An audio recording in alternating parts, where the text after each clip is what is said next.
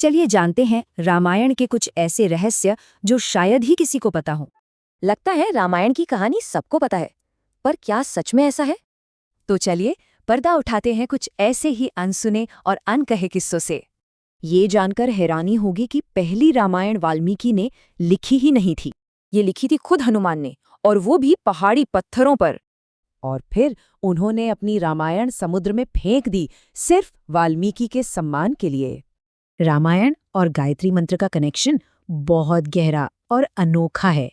रामायण के हर 1000वें श्लोक का पहला अक्षर गायत्री मंत्र बनाता है। कमाल है ना? पर एक सवाल है, स्वयंवर में शिव धनुष उठाने की ही शर्त क्यों थी? क्योंकि राजा जनक ने सीता को बचपन में वो भारी धनुष आसानी से उठाते देखा था। सिर्फ यही नहीं, लंका का राजा रावण भी उस स्वयंवर में मौजूद था, लेकिन अपनी सारी ताकत लगाकर भी वो उसे हिला तक नहीं पाया। ये बात भी कम लोग जानते हैं कि राजा दशरथ की एक बेटी भी थी, शांता। लक्ष्मण के 14 साल के वनवास में उनकी पत्नी उर्मिला ने उनके हिस्से की नींद ली थी।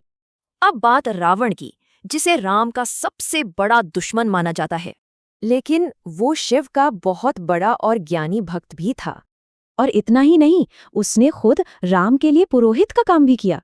राम सेतु बनाने से पहले यज्ञ के लिए सबसे काबिल पुरोहित रावण ही था। कुंभकर्ण असल में इंद्रासन मांगना चाहता था, पर धोखे से निद्रासन मांग बैठा। बाली की पत्नी तारा का श्राप राम को उनके अगले जन्म में भी लगा। क्या ये पता है कि ब्रह्मचारी हनुमान का भी एक पुत्र था? उनके पुत्र मकरध्वज का जन्म एक मछली से हुआ, जिसने उनका पसीना निगल लिया था। एक राक्षस को मारने के लिए हनुमान जी को पंचमुखी रूप लेना पड़ा था। तो ये किस्से बताते हैं कि रामायण कितनी गहरी और परतदार है।